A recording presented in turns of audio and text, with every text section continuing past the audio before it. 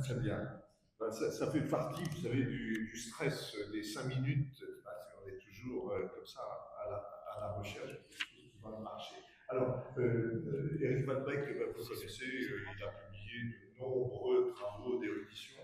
Et puis, à la Bibliothèque nationale, bien sûr, c'est une référence absolument incontournable. Si vous avez besoin de quelque chose, vous savez grâce à qui vous trouvez. Non, mais c'est.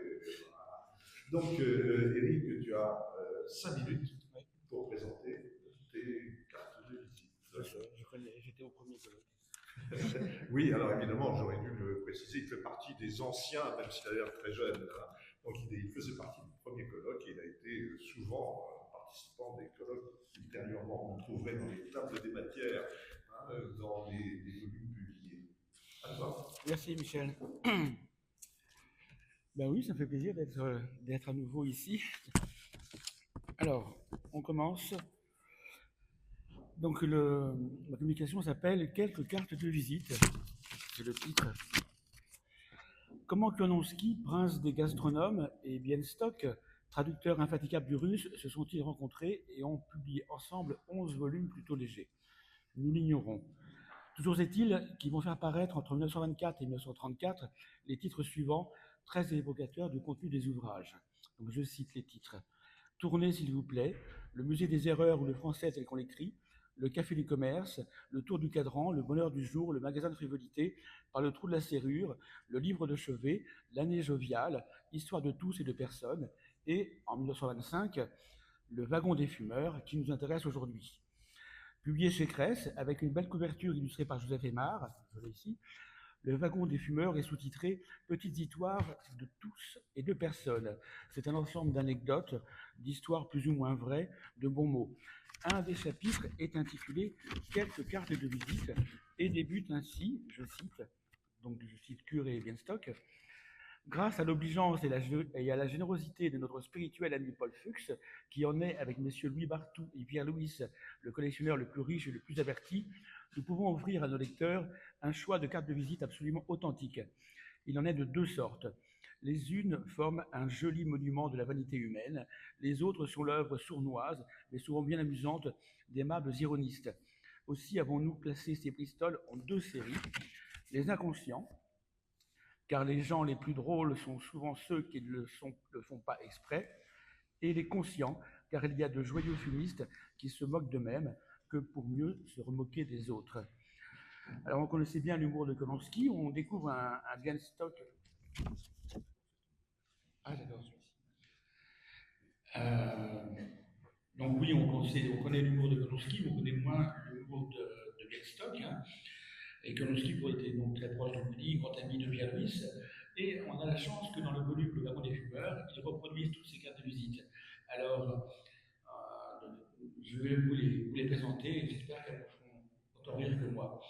Donc, nous avons la première, Charles Sabatier, fils de Jules, Félix Laguet, parrain de Madame de Barget, célèbre comédienne, Madame de Veuve-Imbert, professeur pour devenir pour républicain, Madame de Maubreuil-Lécu et sa fille, poète, Lambert Legrand, représentant légal militaire, monsieur le président de la République française, etc. Je vais vite parce qu'il y en a beaucoup. Hein. Monsieur Allard, homme de science et auteur intellectuel de pensée. Le prince Laforge de Mittenval, souverain chef, grand maître de l'ordre des chevaliers de Saint-Léon, en représentation à la SIAD.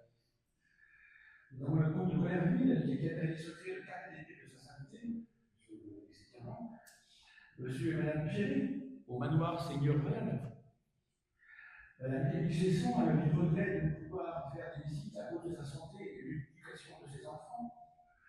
Madame Rabault, des Brières de Montgros, victime d'un accident automobile le 29 août, a le regret de pouvoir faire des visites au janvier. Ça veut dire septembre, octobre, novembre, décembre, donc 4 mois de libre. Monsieur Grassac, président d'honneur et fondateur de l'Union amicale et fraternelle des enfants du canton de Bord, trésorier de la Chambre des théâtres de Paris, vice-président, je passe, monsieur Ginet, le plus jeune maire de France, grand fondateur de diverses sociétés, ancien président du syndicat de Châteauneuf, etc. Fulgence Camblon, ancien combattant de juillet 48, opposé au gouvernement, c'est un petit peu loin à lire. Lui, Pablo Pedro Velasco, publiciste, le son de langue et littérature espagnole, pur accent castillan, et réunit une méthode que je n'ai pas très bien élucidée, c'est la méthode psycho-iconographique grammaticale directe. Antonio Castro Machuca, Amante del Progreso, ça c'est quand même extraordinaire. Évariste Guillot, officier du commissariat militaire des colonies aux réformes par mesure disciplinaire, égal et injuste, architecte des géomètres. Lui, on a M. Dreyer Duffer, qui est critique moraliste à la revue de la vie et dans l'art, qui était candidat sur le liste présidentielle aux élections législatives du 27 avril 1902. C'est important de le mettre sur sa carte de visite. M. Mercier, pharmacien, lauréat d'ailleurs de l'École supérieure de pharmacie de Paris, ex-chimiste de Paris, chimiste du syndicat des laitiers nourrisseurs. Madame Y, sujet hypnotique des hôpitaux, ça c'est quand même extraordinaire. Madame Mabon, alors ça aussi c'est formidable, ventouseuse à l'hôpital Bonjour. Monsieur Bounois, auteur d'un projet plan et relief avec courbe de niveau apparente du canal maritime à niveau et sans écluse du sud-ouest de la France entre Narbonne et Arcachon, c'était un voisin de l'île. Monsieur Grenier, dit taxamètre, fondateur de Semon. Lefebvre, préconisateur de l'idée d'un pêche électrique pour reconnaître entre autres le danger de la présence de l'orpille et des riches marines. Charles Marchal, dynamite, lui Pillot par exemple, lui Comité international, lui élève de Ronde, sauf un. Bon, voilà, il va avoir plus hallucinant que le fondateur, Paul Belève, voilà, et Rivès, pêcheur à la ligne, lui satire, Georges Forest, on connaît bien, oisif, et le navire Maurice Saillant, comme on se dit,